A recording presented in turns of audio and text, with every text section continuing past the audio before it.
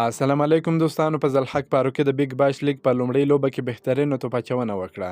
د افغانستان کرکټ ملي لوبډلې ځوان توپ اچوونکي په زلحق پارو کې د بیګ باش لیګ په خپله لومړۍ لوبه کې بهترینه تمام سو او د خپلې لوبډلې په ګټه یې ګټور اورونه ترسره کړل او دوې مهمې ویکټ یې واخیستې. پارو کې چې د سیدني ټینډر لوبډلې استازیتوب کوي، نن یې د روان فصل او د خپل بیګ باش لیګ په کریر کې لومړۍ لوبه کې 4 اورونه ترسره کړل، 20 منډې یې ورکړې او دوې مهمې ویکټ یې هم ترلاسه کړې. دا لومړی ځل دی چې افغان چټک توپ اچوونکي په زلحق پارو کې د استرالیا په بیګ باش سیالیو کې ګډون کوي. له هغه سره د ډیویډ ویلي پر ځای تړون شوی دی چې اوس هلته لوبیږي. په زلحق پارو کې نن د خپلې لوبډلې دپاره ډېر ښایسته په زړه پورې بالنګ ترسره کړی دی. یقینا که د ده لوبو ته وګورو، دی ښه لوبیږي، په استرالیا کې هم ښه لوبیږي، په اسیا کې هم ښه لوبیږي، په نړیوال جام کې هم په استرالیا کې د افغانستان لپاره بهترینه لوبې ترسره کړې.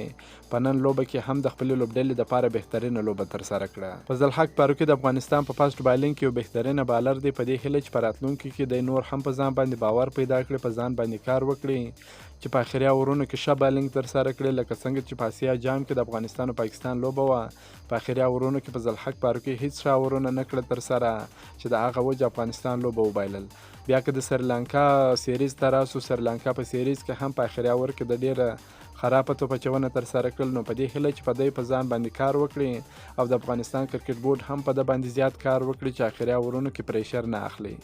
دا خو تجارتي لوبې دي، دا که وبایلي که وګټي په دې کې دونه پریشر نشته.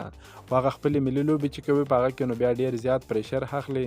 نو په دې هیله چې په راتلونکي کې دی دغه پریشر نه واخلي.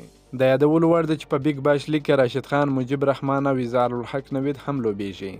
که مو دا ویډیو خوښه شوې، ویډیو در سره لایک او د خپلو ملګرو سره هم شیر کړئ. د نور تازه معلوماتو لپاره هم زموږ سره اوسئ. تر بلې ویډیو پر د الله په امان.